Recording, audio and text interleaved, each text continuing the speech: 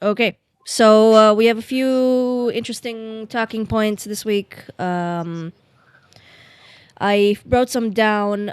You mentioned ChatGPT 5, the announcement or the drop since then. Do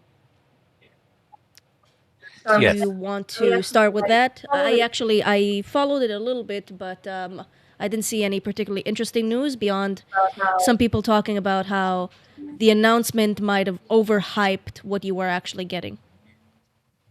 Absolutely. You might have a little bit of echo. Um, so I think there was a huge amount of expectation for GPT-5. Just to set the scene, the whole recent AI craze started with GPT 3.5 that I think came in late 2022, and then unless I'm getting it off by a year, and then was followed shortly by GPT 3. GPT 4.0 that came in early 23. And so while there have been many updates since then, there wasn't a major release, right? It was still 4 point this or 4 point that. The naming convention was very weird because they had a different naming for their thinking models, and at some point they added an O to indicate I'm not sure what the O stands for, but basically models that were multimedia that could also understand pictures and voice and then generate voice and so on. But it was still under the rubric of a 4. So a 5 has been a very long time in the making, and with all the optimism around the growing rapidity of progress in the AI sphere, there was a huge amount of excitement building for GPT-5. When it came out, it, at best case, based on the presentation itself, it was marginally better than previous models. Certainly not a leap, certainly not a paradigm change. It was just, got a score of a few points higher and did a little better. And the focus in the presentation was on its ability to vibe code. So you could give it a prompt and it would generate a fairly impressive, complex, self-contained application based on that prompt alone. But there was nothing groundbreaking. Right. What's worse is that after the release, when people got to change to play with it, some people were even more disappointed. They said it in some ways, especially for creating text as opposed to coding, for example, it wasn't as good as the previous models. Right? So it wasn't even an unmitigated improvement. It was a mixed bag. The one uncontroversial improvement, or the one obvious improvement, is that it is democratizing the access to AI. In that, with GPT-5, every user, including free users, get access to the full capabilities, including reasoning models or thinking models, as they were called, that were previously restricted to paid members Subscription. or Yeah. subscriptions. Exactly. So if you're unpaid, you have a limit in terms of how many queries you can do per month. But within that limit, you have access to the same um, called frontier model, as they call them, that the paid members have. And I've heard conversations about how that is actually more meaningful than it seems at first, Okay. because it opens up access to this top level frontier AI that generally agreed is as good as anything else out there. It opens that to whatever 700 million users of ChatGPT that are currently around the world. So in that respect, it is huge. It's probably a little better in other ways. It's just the initial release, so just like GPT-4 was incrementally improved over the last couple of years, so the expectation is that GPT-5 will also be incrementally improved. Right. But still, that doesn't mitigate the fact that AI optimists like myself have been disappointed. Right. It seems like we are not yet, the state of the art is not yet at the point of another paradigm shift beyond what's currently around. Right. So it seems like we're still making incremental improvements, but not radical changes as some would have hoped. I have heard speculation that OpenAI is keeping their best model for themselves. So they're only releasing GPT-5 for public consumption, but they have something even better that they're keeping for themselves as a competitive edge to allow them to use it in-house to develop their next models. And that would be, but there's no way of knowing. Or I should say also, in addition to the model being available to every user, the cost of using the model with an API, so the cost of programmatically accessing the model, has dropped significantly. So it's much cheaper to use it from within another piece of software than it was with the previous models. So that also goes into democratizing access to the model. Right. One last tidbit is the prediction markets have a bet on which company will have the best AI model by the end of August. And you could see in real time during the presentation the betting flipped from an 80% probability that OpenAI will have the best model by the end of August to an 80% probability that Google, Google? through Okay. Gemini, will have it.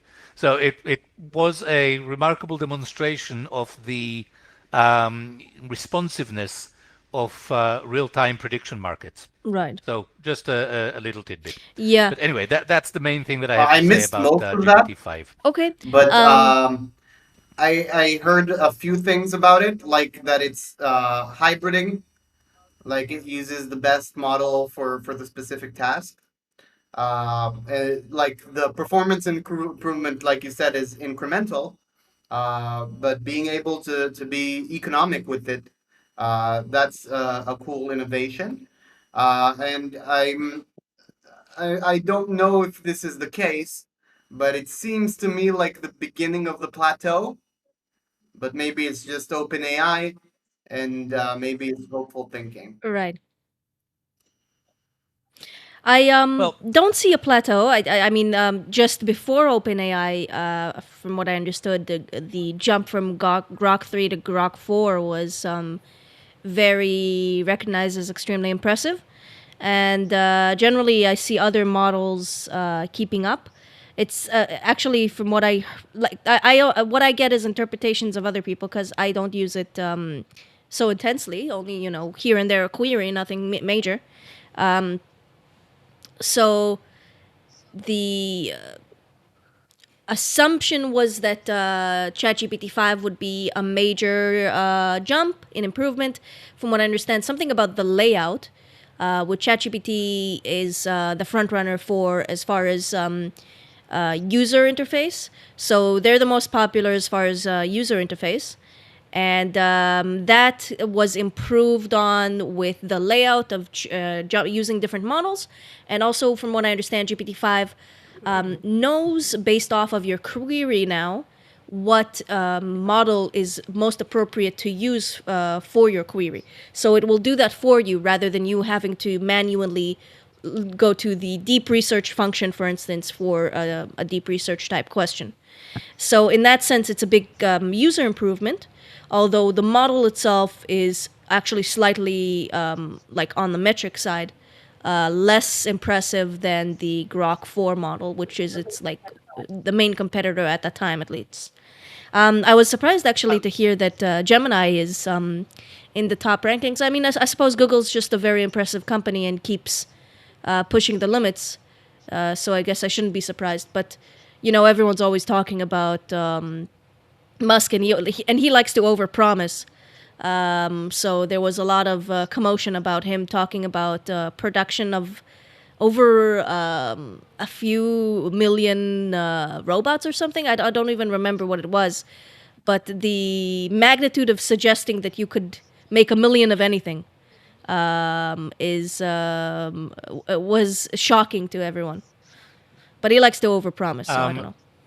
he likes to overpromise. I think the reason people are bullish on Gemini is because Google hasn't released a new model in a while. Mm-hmm.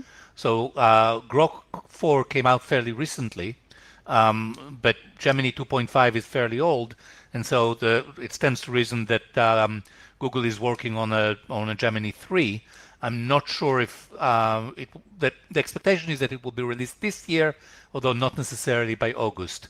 I completely agree with you. They did away with the model choice, which was very confusing because they had many models with a very confusing naming convention that nobody really understood.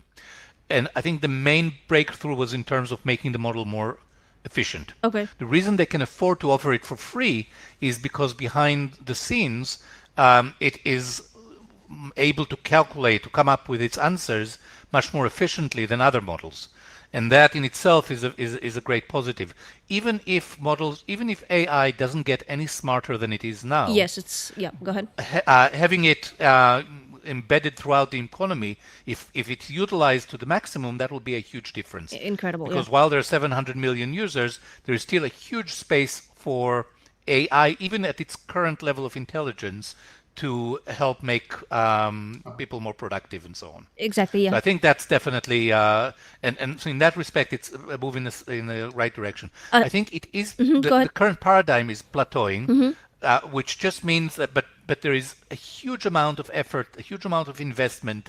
The best minds in the world, present company excluded, is working on trying to come up with better models, both in the United States and in China, with better paradigms. There is a huge amount of money available, and so unless it's a ridiculously difficult problem, which it shouldn't be, Mm-hmm. I believe we will, you know, identify new paradigms and we'll have a new breakthrough. But it's more difficult to say when it is, when it that's going to be, if it Well, the does funny require a thing new that paradigm. happened with Right. Google I with will this say that race is that they started out really, really slow, and they had a very good reputation before that yeah. for having like the best product in every field. But then Bard came out and it was very, Yes. very bad.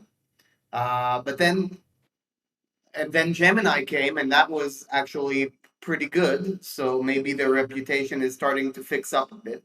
Elon, I'm not sure that he even has a reputation Mm-hmm. for giving a good product.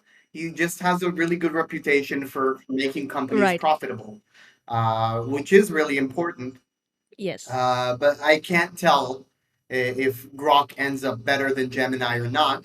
Because right now they seem to be neck and neck, but like Dad said, Gemini 2.5 is really old.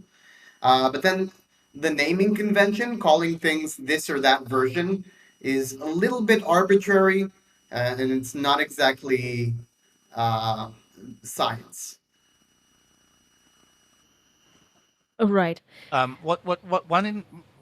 Thing that's starting to emerge, I think, is that while OpenAI and Google are very broad in their reach, Grok seems to specialize in real-time information because it has access to X. Twitter, to Yeah. X. It is much better at giving you answers pertaining to very, very recent current events. And then there's another participant, which is Claude, which is definitely specializing in coding. So the general consensus is when it comes to coding, Claude punches above its weight when it Right. comes to clothing, Yeah. to coding. Yeah. While Grok is great at real time, ChatGPT and Gemini are more generalists. Gemini has very good integration into the Google ecosystem. So they offered, for instance, integration with your Google Docs and Gmail and Calendar and so on. Right. OpenAI is catching up because the current version does allow integration with Gmail and Calendar, but not yet with Docs. So it will be interesting to see how those features evolve. And then recently, OpenAI came up with their agent feature. I haven't played with it much, but I think there is a huge room for productivity enhancements by having again, even with the existing level of intelligence, having computers be more competent at using tools. I've heard people compare it to the Stone Age, what made humans what they are is not in the Stone Age is not that they became more intelligent so much as they started using tools. Right. And the idea is that artificial intelligence is going to become much more effective, much more powerful, not by having more raw intelligence so much as by getting much better at using various tools to improve the service that I it think provides.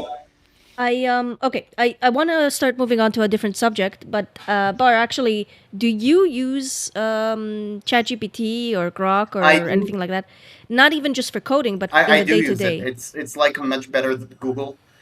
Google, I have to think Right. what kind of term is searchable, and then how I can apply it to my specific problem. Whereas AI, I can just ask it the question and it knows how to apply it. I think that the whole magic of AI is being able to take things that are kind of abstract and concretizing them into like using the data in a way that like humans would have to bend over backwards to realize how machines work to be able to do. Um, but I had lots more to say about AI, Right. but we have been talking about it for a while. So Right. Right. Let's move on. I'm sure. Right. I'm sure we'll talk about it some more in the future. A subject that has been of interest to me is the whole Trump federalizing the running of DC. Now, I don't know what you heard about this, but generally, just the background. Um, do you know? Are you familiar with the staffer big balls? No, I'm not. Really? Okay, so it was a whole controversy during the the Doge. Doge startup stage. Yeah, so he was a Doge intern. He's in his early 20s. One of the geniuses that work for Elon. That's the reputation of the team, at least. And a lot of drama was associated around that team. But at first, they were trying to basically sling mud to see what sticks, to try and dirty the operation. A lot of it was basically these people are young, And white and male. so we don't want them running the government. And male and The white worst of exists, all. yes, all of that. Right. So one of the trolling mechanisms that they used, of course, being young white men, he named his digital profile Big Balls. So every time the media talked about him, they would say Big Balls did this or Big Balls did that. So that's why he became pretty well known, the name at least, because it was a very successful troll, which is very white. Um, White online culture. Anyways, good guy from what I've heard. He was literally trying to save a woman who was being carjacked or mugged, and was violently beaten. And there were some pictures of him after it. I think they broke his nose, gave him Oh a wow. concussion, Wow, you said that his name and was a troll. It sounds like he actually does have. no, I think a lot Yeah. of troll people are just people who grew up in the internet, have humor, and use humor as a weapon, which I think is the best way to Unfortunately, it didn't help in fight that case. the absurdity of bureaucracy. Sorry, Unfortunately, the humor wasn't effective in defending him at that point. and it seems like it is actually fairly accurate. He does seem to have big balls, so Yes. he was beaten, and since then, well, generally DC is a very crime-ridden city. It's one of the worst ones. Even now, it's more common to talk about it. But for instance, I think Biden's daughter even was mugged or carjacked in daylight or something, while he was the president, like on the street of the White House. Like it was. Pretty intense levels of crime, and then specific areas within these DC that are like even more rundown are just like no walk zones. You can't walk there without fear of some sort of attack. So taking over DC is actually something that's legally permissible, from what I understand. There are precedents for it, even something in the First Amendment. I'm not even sure about the legalism. I don't care about that. That is actually a part of my question, though, to you guys. So, taking all of that into consideration, okay, so what Trump wants to do is basically beautify and Gentrify. be harsher on crime. Gentrify. Sorry? Gentrify, yeah. So, first of all, what do you think of that as a move? Second of all, how important is the legalism surrounding these sorts of things? So, I don't particularly care about whether or not there's precedent or whether or not the laws on the book allow these sorts of things, but rather whether or not it's moral and good. But I do know that might be considered a slippery slope, and then these legalisms actually intended to serve the purpose of slowing things down. Is that a positive thing or not? And what do you think of generally just gentrification and trying to stop crime? Um, Um, I'll go first because I don't have a lot to say. Um, I don't have a lot to say on the moral side. The question of whether it's appropriate for the federal government to take over the management of the city where its institutions reside from the local government that is elected by the local citizens. It's one government versus another. I don't have an opinion in the abstract. You can discuss specific policies. For instance, in the past, the federal government overrode a city decision to legalize marijuana within Washington, D.C. And since we're all libertarians, we think that legalizing marijuana is a good thing. And that was an instance in which federalizing or the federal government overstepping or sort of forcing its way on the local government was a negative thing. If, on the other hand, the local government is unable to fight crime and the federal government is better able to fight crime, and assuming that it does the fighting in a moral way without too much harm to innocents, then that would be a good thing. So I think you have to consider it on a case by case basis rather than on the principle when it comes to the moral or libertarian perspective. The bias is always for local governments, right? Right. So our bias is always to say it's better when people run the things locally, but there are always I'd like to exceptions. add Right. that technically, for every other place, the local government is like way more attached and more in tune to whatever the local situation is. But in the case of DC, the federal government happens to be in the same place, so they might just as well be just as in tuned. Um, I think that DC is known has a very bad reputation for a while now.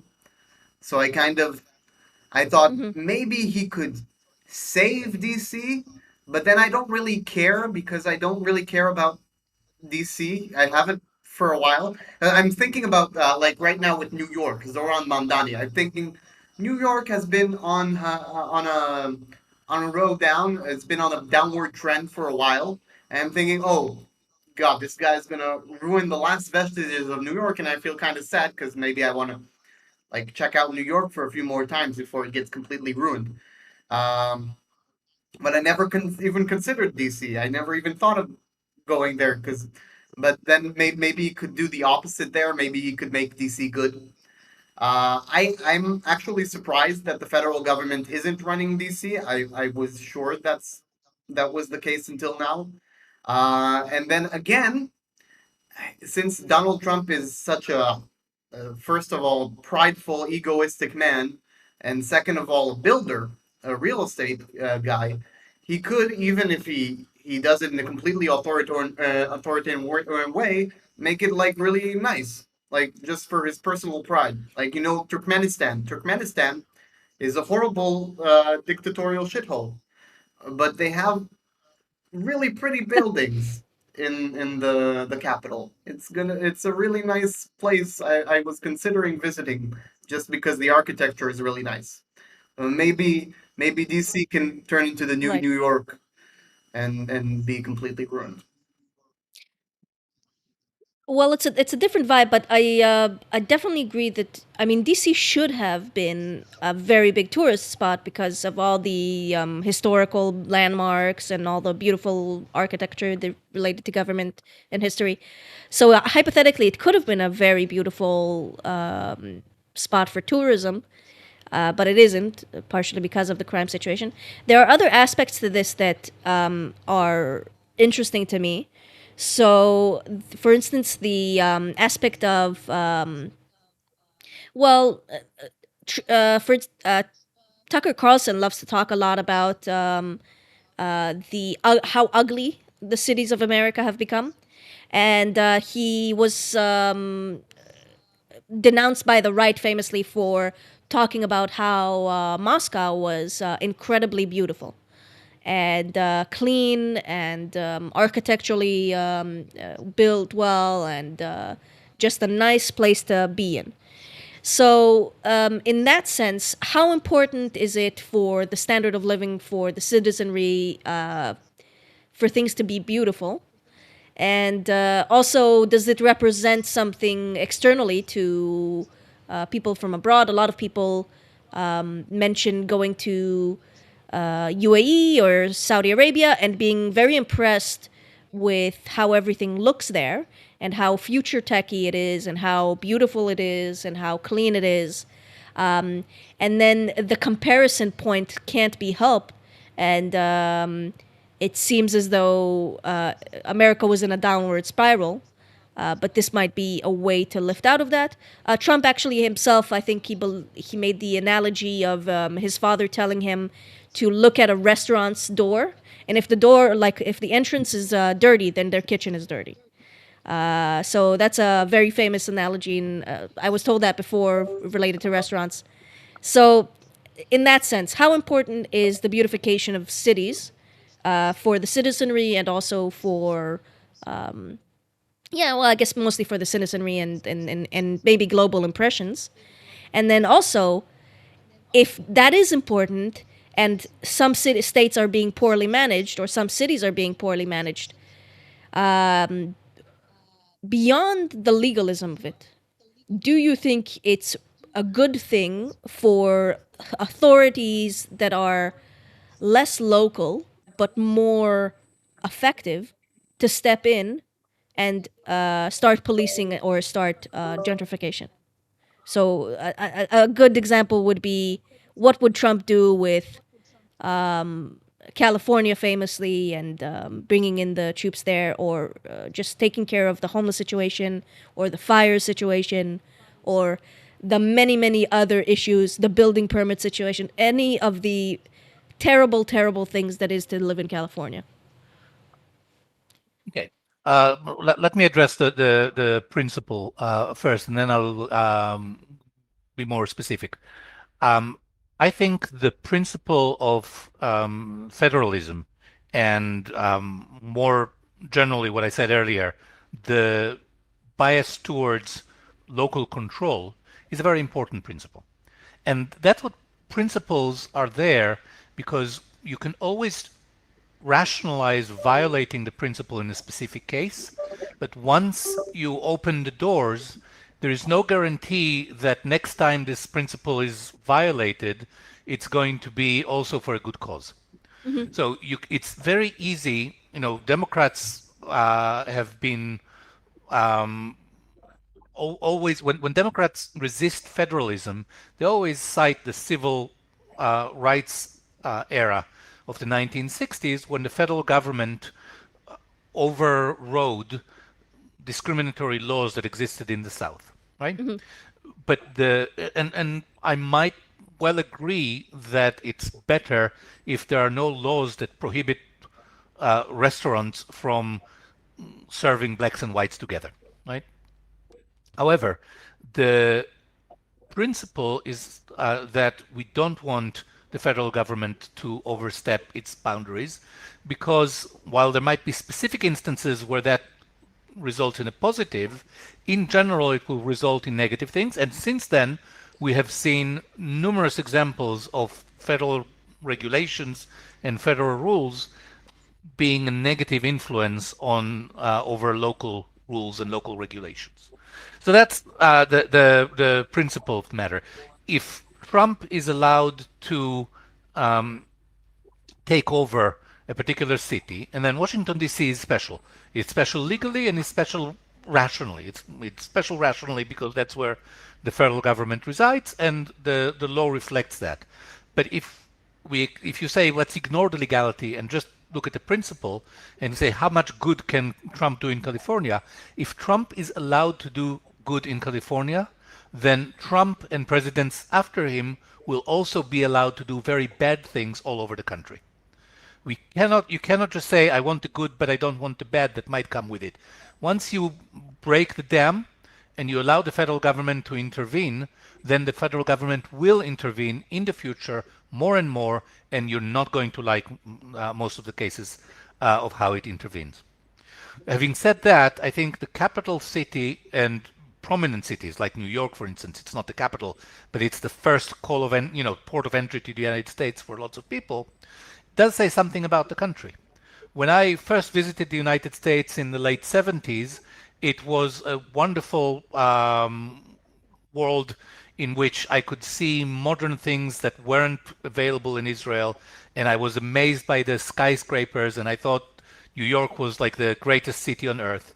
And right now, I think there are many cities around the world, from Dubai to many Chinese cities to many cities elsewhere, that are much more modern, much cleaner, much more orderly, much more beautiful than New York.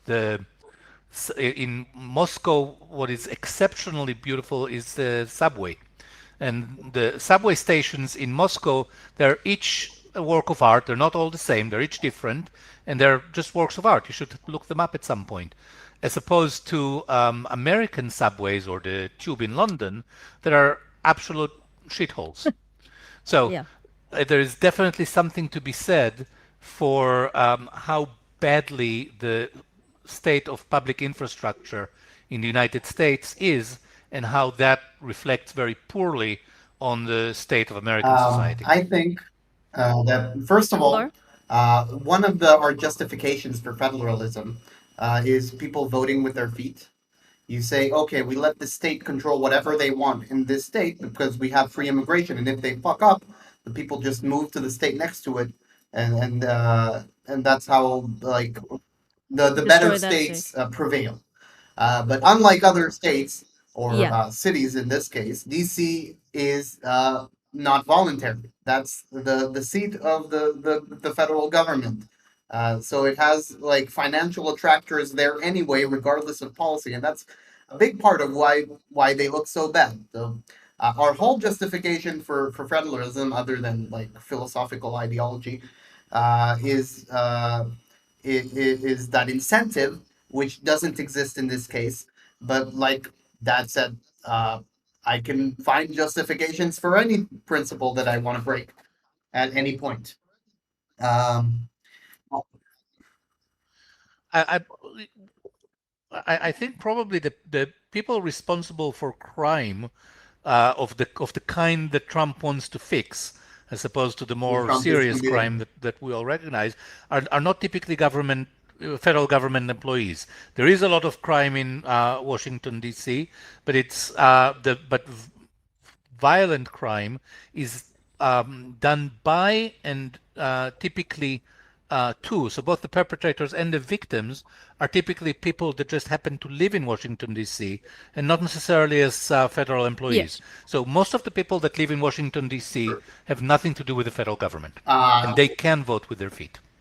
In fact, they have voted by their feet moving to Washington, D.C. from the South in the That's earlier in the true, but 20th century. also cities are like all human societies are very complex ecosystems, and although they are not directly working for the federal government, people who do work for the federal government provide lots of the finances for some businesses that aren't related, and these businesses in turn provide lots of sustenance to other businesses, and then down the food chain it goes until because you'll as long as the federal government is there, you always need people to give services to the people in the federal government, and then you always need people who give services to those people, and it ends up like being an attractor for finance. So that's going to exist anyway. Yeah, well, you can think of the Yeah, federal government as a large employer, right? There are a lot of cities or towns that have very large employers, and that employer in turn creates, as you said, an ecosystem around them of people that serve the people that work for that employer and people that serve the people that serve them, and so on. So in that respect, you're right. The federal government is like a large employer, but with the exception of maybe Disney, um, and maybe sadly so, the United States is not based on sort of large employers having authority, civil authority over the town in which they reside. Maybe we should. Doesn't sound like a yeah, very bad exactly. idea But to then me, but we don't. we would like Actually, that the reason it's a good mhm. thing is because then that employer has an incentive to make that place either good for their workers, right? So if that employer is the federal government, that and the incentive would be right for them to control DC, I think. But also, I'd like to add Um, um, the more fundamental yes. or well, actually, two things. First of all, let's talk about that. The Hazoni, Yoam Hazoni, Mm-hmm. at Mamdani. Oren McIntyre, Oh, the yo, video that Amazoni. we watched. And he made a very good point that like Mm. freedom, although we see it in the correct level, the individual, uh, it also has some importance in every level of collective. Like it's important for the neighborhood and for the city and for the state as well. Because we do believe in private property, and I would be able to own a neighborhood if in a free society. So my freedom as a neighborhood, uh, it's not as great as my freedom as an individual because there are other individuals around me, but it's still my property. So I get some choice on the matter. And since GC is the center of like the federal government and I don't know if they're under jurisdiction of Maryland, but definitely the city government and all sorts of things like that. It's kind of the outlier of being working on all levels of the hierarchy where freedom is important. And the other thing I wanted to mention is the philosophical or the value of beauty. Um, is Mm-hmm. sorely lacking in like Western civilization right now, as well as a little bit of strength, which is also a very important value. Because, like for instance, we can bring it back to big balls. Big balls is not a very beautiful name. It's not very inspirational, but it does imply strength. So at least there is that. Um, but then we do need beauty and we do need strength, but we the most important thing is competence, effectiveness, productivity, which is the value that we're still keeping, but we just have to not forget the other values which are also important. Okay. Well, a few things came to mind hearing you guys talk back and forth. So, just the last note you mentioned about strength and beauty. Typically, strength, a masculine attribute, and beauty, a feminine attribute. And the gender roles being kind of wishy-washy and people feeling insecure in their placement. That might be related to lacking these characteristics in society. So that's interesting. Another thing is I see a lot of political commentators talking about partially why Trump is so effective is because he is actually not a principled person. He is very much a person acting on instinct based off of, well, certainly values. I think he values people very highly. So I think that's why peace is so important to him. He values I think he wants humans. the Nobel for Peace Prize. Well, that too, but whenever he speaks about any sort of conflict, he always, the level that he speaks on isn't the level of diplomacy or countries or economics or anything but people. He only Yes. talks about people. Whenever you hear him talk about any conflict, it's always this many people died. It could be very dangerous to this many people. These people are dying. These people are suffering. It's Yes. always the people, the level It's very of his magnetic. perception. So I I feel do like think it's other very people important talk to her. about principles so much, and he's just so practical, so down to earth. I can understand everything that he's saying. Exactly, yeah. The opposite of the. So I do think that speaks to a lot of people, but how effective can principles are concept the purpose of principles are concepts that are meant to be external metrics of value so that you don't fall prey to the natural human tendency of over trusting yourself and assuming that your emotional pull to something is a direct representation Whose of fence is reality. that? What's the So fence thing called? principles are meant to counter that. You Sorry. know the who's ever's fence, someone's fence. You know what I'm talking about? Oh, Yes. Chesterton's fence. Yes, yes. Yeah, that's I love that. I love that metaphor. Okay, so principles are meant to be a metric to work to achieve goals. Still, that is objective enough so that you don't fall prey to your short-term, shortcomings as a human. So we've in a way you could say that people have tried to act in a very principled manner up till now, or at least pretended to had the facade of like a principalism, like scientism, was the facade of action. But in the end of the day, they acted based off of instincts like Trump was doing, but Trump is more open about it. So to what extent well, if your core values are good, and it's hard for me to completely disregard good results done in a way that I think is appealing, productive, moral, even just because it doesn't fall into principle.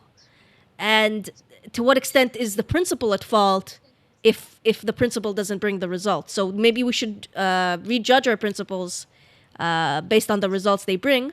Another thing is tit for tat governance. So a lot of times Republicans always held back. It's Michael Malice has this saying: Republicans are conservative driving the speed Are limits. liberals. Republican conservatives are Democrats Yeah. driving the speed limit. So they're both like So Cthulhu always swims left, Sure. as the saying goes. So they both swim left. It's just a matter of speed, and so conservative always conserve. What Democrats recently changed, and there was always an abuse of power from the left side of thing, and then whenever the right got power, it was more or less, okay, we got the power, we can't abuse it. We have to be careful because we don't want these things to be used against us. And then, whether or not they Yeah, used it, they're going to be the used power against you was used anyway. against them. So you might as well. So, and there is an element of just human strategy of tit for tat. So if you get away with the incentive structures are in place. So if an animal gets away with this, if a human being gets away with acting in a certain manner, and it benefits him, there's absolutely no reason for him to not continue acting this way. So to what extent do the conservatives, Republicans, have to act in a more aggressive, pushing the limits of what is legal, or what the system is, the status quo is used to as far as using the legal system, in order to push back against the constant left turn. Now, tit for tat assumes that it will continue to the stakes will continue to go up unless one side is willing to concede, but we can't trust the left because they haven't conceded ever. So is there a turning point, or are we heading off a tit for tat cliff of inevitable social collapse, and like civil war or secession or some big move like that? All right. You've covered a lot of a range of things. Let me just say something about the principle. I'll tie it to something even more abstract. Okay. In ethics, obviously, the two predominant meta-ethical schemes are deontology, that says you have to follow certain rules. Kant was the most famous proponent of that, and consequentialism, that says an action is judged based on its results. And the most well-known form of consequentialism is utilitarianism, that says what's important is the sum of the happiness minus pain that is in the world, and that determines the worthiness or the value or the priority of an action. Right? And a variation on consequentialism that I think makes it a much better theory is rule consequentialism. That is to say, rather than judge every action based on how much good it will do, that let's all act based on rules, but let's pick the rules based on how good those will come if everybody followed those rules. Right? So it's still a consequential theory because we're still using the outcome as The metric, our yeah. as our metric for what to do, but we're not applying the outcome on a case by case basis, on an action by action basis, but rather on the rules that we need to follow. And I like that. And I like that. And the reason is that if you do act consequentialism, if you it is impossible to do in practice. In theory, you can say, yes, I can judge what the consequences are going to be of Trump locking up illegal immigrants or people that he suspects are illegal immigrants without due process. And I could say, in my judgment, most of the people that he locks up are truly illegal. And if a few of them are not, then, it's a price worth paying.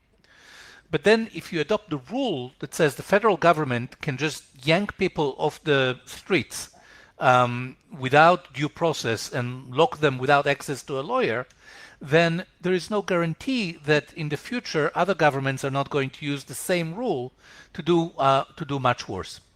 And I think this is a very sound principle, and it's very tempting to people in power or people who advise people who are in power, like this guy that you just mentioned and whose name escapes me. It's very tempting to say, I have an end that is so important, so valuable, that it's worthwhile breaking or bending the rules in order to achieve that end. But especially as libertarians, we need to be very, very sensitive, because invariably what people will do is will say, I want to use the power of government to achieve that end. And once you open the door to government power, there is no guarantee that it is only in the future is also going to be used for good. And both sides, and now having stated that principle that I think I've stated before, let's go into this death spiral between Republicans and Democrats. I think both sides are equally guilty, or both sides are guilty of this spiral. But Republicans, to the extent that they are more sensible and are more sensitive to libertarian principles, should be the ones putting a brake to that. Because you know that you're not going to have a Republican president forever. At some point, there's going to be a Democrat in power. And you don't want to set, and Democrats in general are much more happy, much less hesitant about using government power. So as soon as if you created the precedent that a Republican administration abused government power, violated the laws, ruled by executive action, and in general did whatever the Republican government or president in this case thought would be positive, then you have no leg to stand on next time, 4 or 8 or 12 years from now, when a Democrat comes to power, and the Democrat that comes to power may well be Cortez or Mandani or like a socialist. You have no leg to stand on opposing what they're going to do, setting aside, um, ignoring the constitution, ignoring the rule of law, and just ruling by executive Action, yeah. order. So I think it's a very, very dangerous thing that Trump is doing. I don't even agree that everything that he's doing is well intentioned or is likely to result in a positive, and we can discuss that. We have discussed that in the past. But even if it was, even if I completely agreed with the goal that of every action that Trump takes, I would still be very worried and oppose any action that he takes that violates the law, violates the Constitution, and in general creates the norm that government can use its power Let me without push back limitation. on that. Uh, Mhm. So we agree that Democrats have much less respect for these principles that we have, and we were saying, okay, since Republicans are the sides that are supposed to respect the principles, they should respect the principles, because otherwise, the Democrats will not respect these principles. But we already agreed that the Democrats aren't going to respect these principles. So if I'm bound by something and the other side isn't, that gives them an unfair advantage. And if the bad people have the unfair advantage, then the good people lose. If I don't want people to be expelled by the government without due process, but I know that the Democrats are going to do much, much worse. So I have to make sure that I expel everybody without due process quickly before the governments take the reins of power.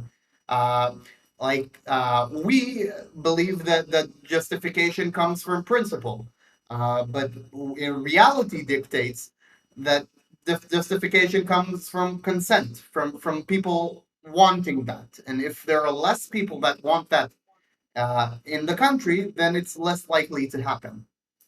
Like, for instance, socialism. If immigration was heavily Mhm. enforced inside New York City, we wouldn't have Zoran Mamdani, although it's lots of young white people also. It's rich people, basically. Actually, his main voters, like I think, well-off, college-educated white women or something like that. Exactly, exactly. While there are fears, there's no evidence that increased immigration has thus far to date changed electoral results. And abiding by the rules is not a black and white. It's not like, Democrats don't abide by the rules at all, and therefore Republicans shouldn't either.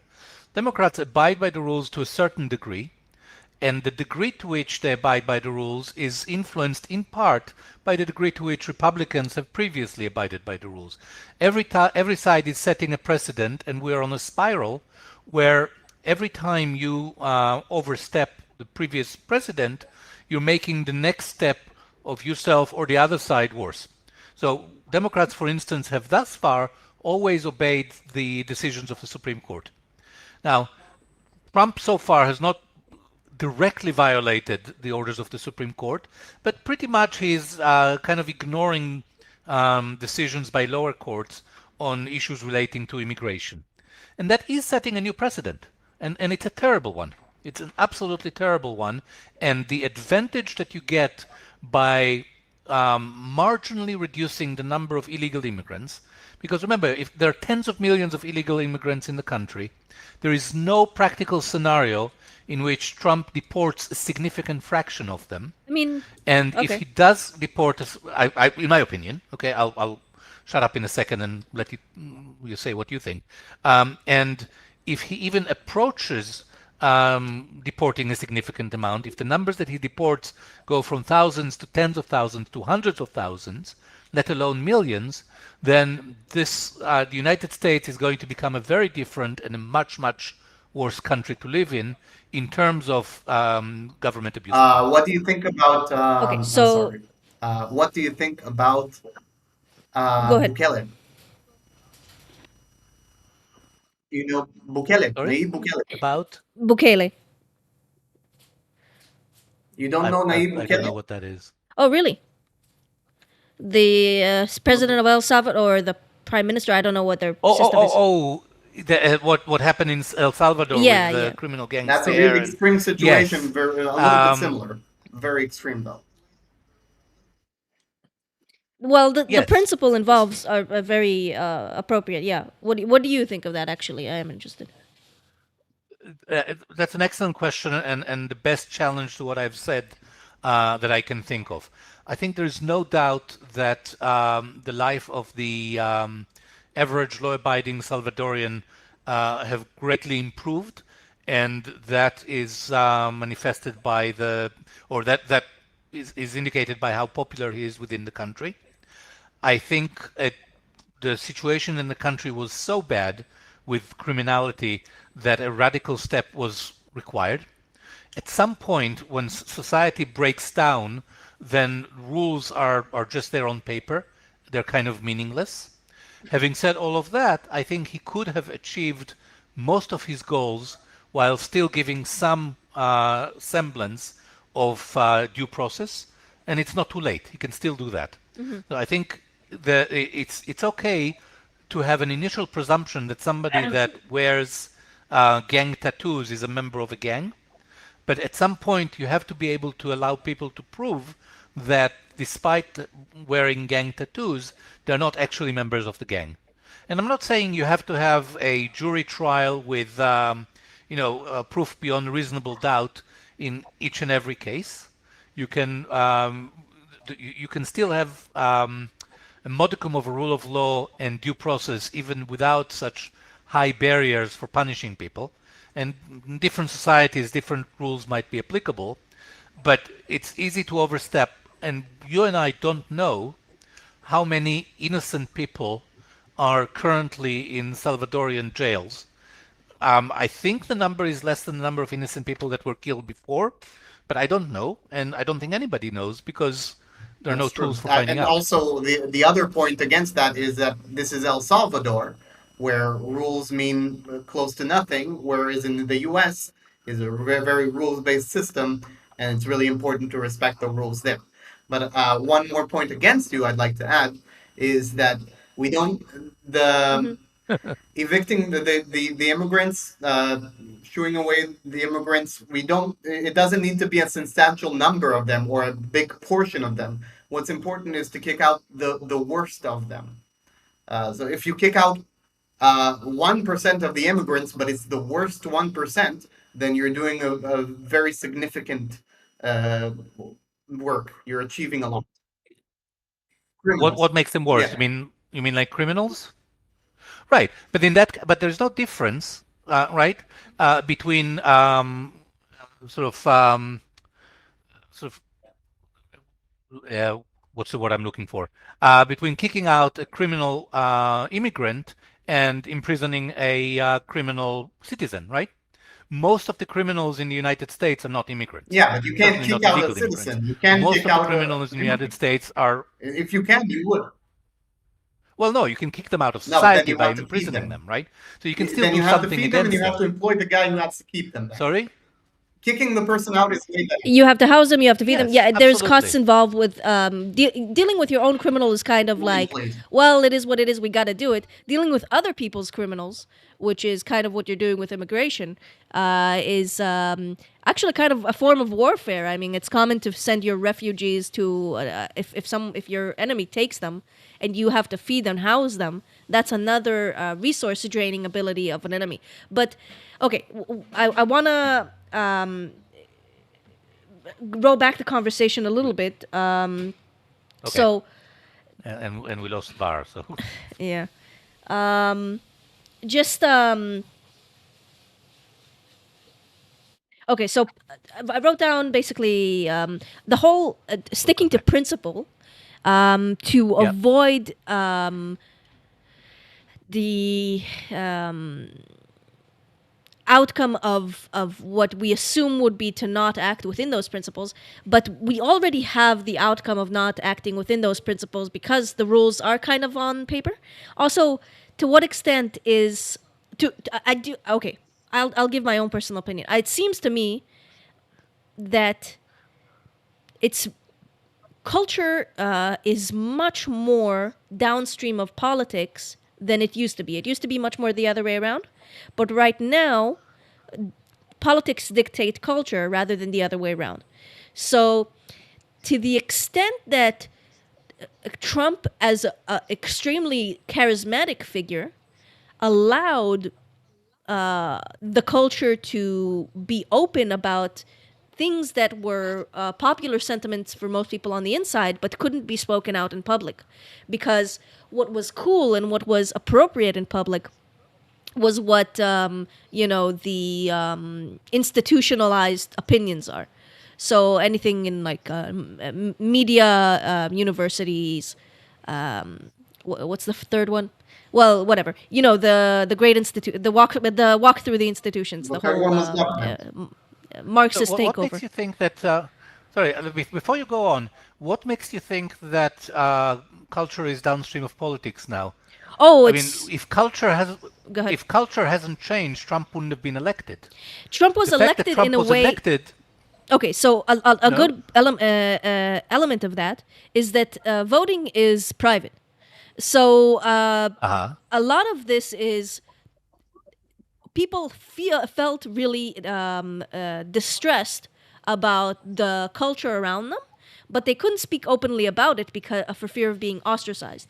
But then, because you vote in a private manner, and then the results are publicized, then suddenly there's a flip switch in society, and a lot of people are, well, most people are just followers. Honestly, I don't know if all people are capable of self shepherding, and they need a shepherd to lead them, and they didn't have someone in a position of authority that was directly a symbol of the shepherd, the way that Trump is for the American culture, I just wanted to American add right that now. you might have missed So this. The internet was very important. Before the internet, the whole culture was controlled by corporations, while since the internet, it became hugely okay, decentralized, and that's what got Trump happening. okay. I think let's. It's very important to clarify what we need by culture, and I think you and I mean something slightly different by culture. Um, what you're thinking is sort of public culture, is the public discourse, what the opinion shapers, as they sometimes called, what they say, what the New York Times is writing, what professors in universities are saying, what politicians are saying, right? That's what you call culture, and that is one thing. And what I call culture is much more grassroots, is how people feel. And by the way, I completely disagree with you about Trump being a shepherd. I think there is a small fraction of the population that will follow Trump, whatever he does. But even within Trump's base is probably maybe 40% of the population, like people that really enthusiastically voted for Trump.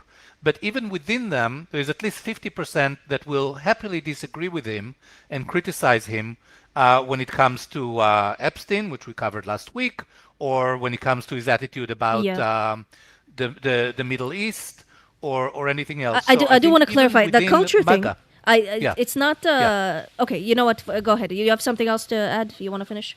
yeah. No, I'll try to summarize. So I think the culture in the grassroots sense has been changing and particularly turning against woke for several years. That turning is what allowed Trump to come to power. It's not that Trump coming to power has ended wokeism, but rather there was a grassroots resentment against wokeism. Yes, Trump helped. Yes, the internet helped. But the dominant force was the ground force rebellion against it that sooner or later would have Yeah, but reversed it it would anyway. have to be I focused. think change That's Whenever my needs a view. whenever it symbol. happened, it I would think have to be focused on a specific person because of the way the political system. okay, so that's a good another way of saying what I was just about to say. I agree. I think he's a catalyst. He's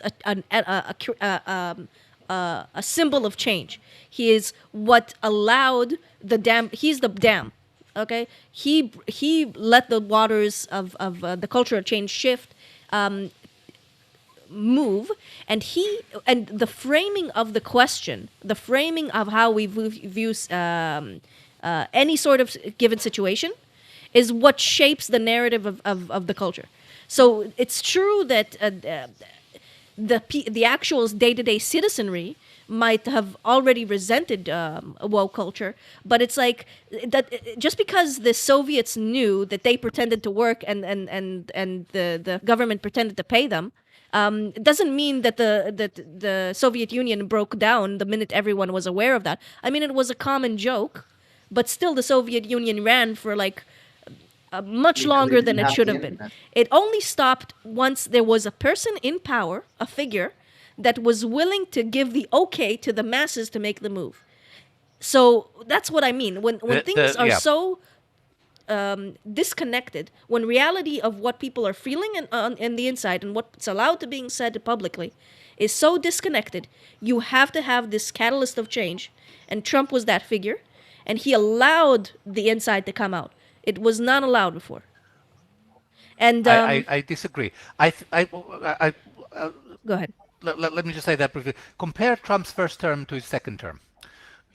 Trump is much more effective in his second term, and I don't think it's because he's more charismatic now than he was 8 years ago. If anything, he's older.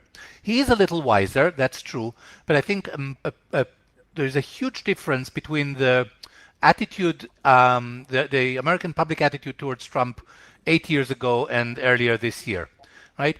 Major figures, most famously in tech, but everywhere, are much less worried about being associated with Trump now than they were 8 years ago. And so, even though the politics is the same, it's the same person having the same role as president, the Trump being much more effective now is only possible because the underlying grassroots culture has It could changed be so much also since 8 related years to ago. COVID. Okay, so I disagree. Go ahead. I, What? I was Could be saying also that related. it could What be was that, COVID Trump? related. COVID really catalyzed Mm. people Oh, against the establishment, and Trump is the anti-establishment. Oh, that's true. um, absolutely. But the point is that people have been catalyzed against the establishment, against woke culture, and that difference, the grassroots difference, is what makes Trump more effective or more powerful now than he was 8 years ago. Rather than Trump, I mean, obviously there's some of that as well, but I think people underestimate how important the public opinion is, and Trump, rather than the catalyst, I think he is the visible signal that things have changed. So we know things have changed. While there could have been debate about it, we know things have changed because Trump got elected, right? But it's not that things have changed because Trump was elected. We only know they've changed Yeah, but then due to the fact lots that of he was people elected. wouldn't be able to like come to agree with something with anything on the right until Trump got elected, and then you think, oh well, that opinion is possible. I guess maybe it's a legitimate opinion, and maybe I should consider it.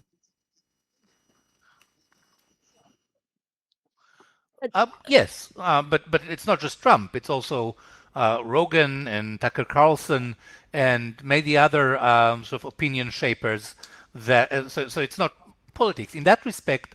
Trump is one more, maybe a very important, maybe even the most important, but just one more opinion shaper leader within the American right.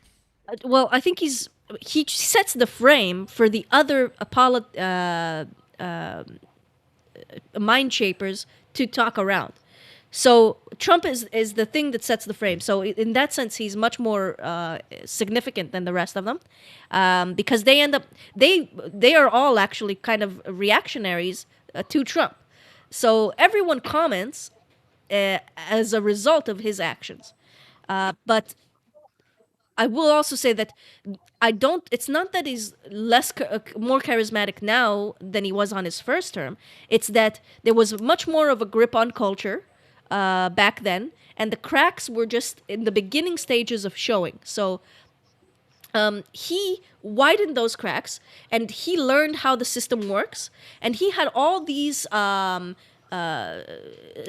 saboteurs on the inside that basically stopped his charisma from shining through because they were blocking him, and they were sending messages that were counter to what he was saying, even though they were supposedly on his team. So he was fighting against the even just the ability to speak to the public. So he couldn't even speak to the public. He was literally taken off of Twitter. He literally could not have spoken to the public because of the platform. And so that, in that sense, the internet was the biggest shift, because he was capable of speaking to the public directly. But because he was prepared for the way the system works, and he had all the loyalists put in, and he chose, like, part of the choosing mechanism. I don't know if you've heard this, but a big section of the choosing mechanism for the individuals within the Trump administration was how were capable were they of delivering the message charismatically.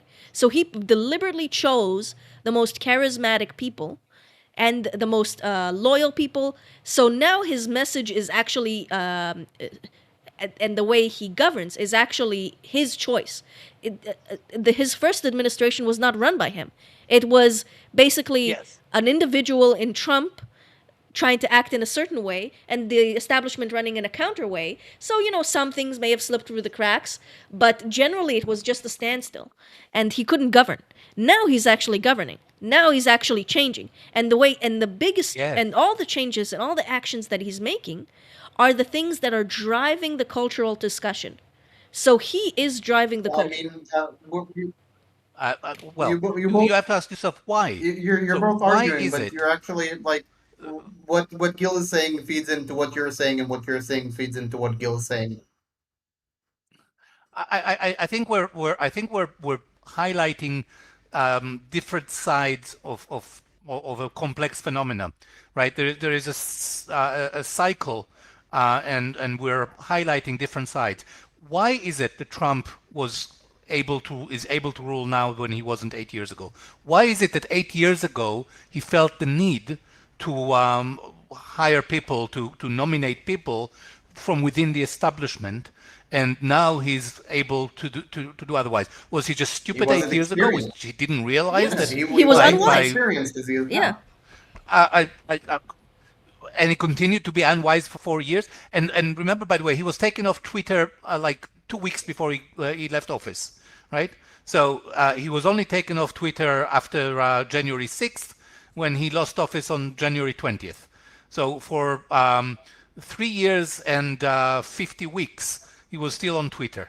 And in fact, CNN would broadcast him at every opportunity. He didn't have any shortage of opportunity to speak to the American people. But I think his base of support was weaker 8 years ago. 8 years ago, he was barely elected because the anti-woke movement that he championed, that pulled But him, also wasn't Hillary yet Clinton as was very strong. bad. But then this year or last year it became much stronger, and that is shown in his margins. But that also allowed him to break from the establishment and to bring in his people and so on. So I think it's very important not to underestimate the extent to which Trump is an indicator of what's going on But rather than it's a both. cause of what's He is going on. both an indicator and a cause. Yeah. Well, of course. Okay. Yeah, I think we're arguing like percentages. Like, I would say it's 70-30. 70, he's the cause, and 30, he's the reaction. Yes, and I If you agree want to that it's give, you 70 do you want to 30, give but percentages? I'd say 70 30 I'll the go other with way. 50-50, Okay, just okay, to be controversial. Uh, okay. you go 50 50. Just to be a fence sitter. Okay, Right. well, we can keep talking about this. I am actually really interested in the tit for tat spiral of civil war, as that's a like a really fun talking point in my opinion. So I It really also like to applies to discuss lots of that, other but we situations, are by the way. yeah, exactly. Um, but we are kind of late in the talk. So do you want to shelf that for next week? Is there something else that we want to talk about really quickly before we head off? Something you guys are I don't interested have in? anything I really want to talk about the video that we talked about. What's his name? I'm sorry, the virtue of Oh, nationalism, you're on his own. Oh, and right. yeah, Yaron yes, exactly. So Khazoni. I think it's definitely it's a very interesting conversation. It's probably related in part to the tit for tat because it touches, I mean, the point of contact is whether the United States has ever been, or it certainly has been, but whether it will always continue to be one nation. And what we're seeing might be first signs of breakdown of the United States as a cohesive nation, and whether the right move is what Abraham Lincoln did Abe Lincoln did in the Civil War, which is to use force to force the country to stay as a single nation, or whether the correct thing is to recognize that it is organically breaking apart and just allow it to break apart organically. And I think that that is has deep sort of libertarian aspects. It touches on the definitions of tribe, nation, empire that he touched on, and it is relevant for the state of American politics and American society. Yeah, I'm also really Definitely more interested than in the what we can concept discuss of. today. Yeah. Well, obviously, a very interesting discussion. I would like to talk about that next time. We could just focus on that, decide to focus on that. I also really liked the perspective of calling the tribal system anarchy. And I do think that's actually really appropriate. But okay, we can talk about it next week. Yeah, Bar, do you have let's put a pin any? in it because I have a lot to say. Yeah. Yeah. Any final points, Bar? Yeah, can't wait for next week.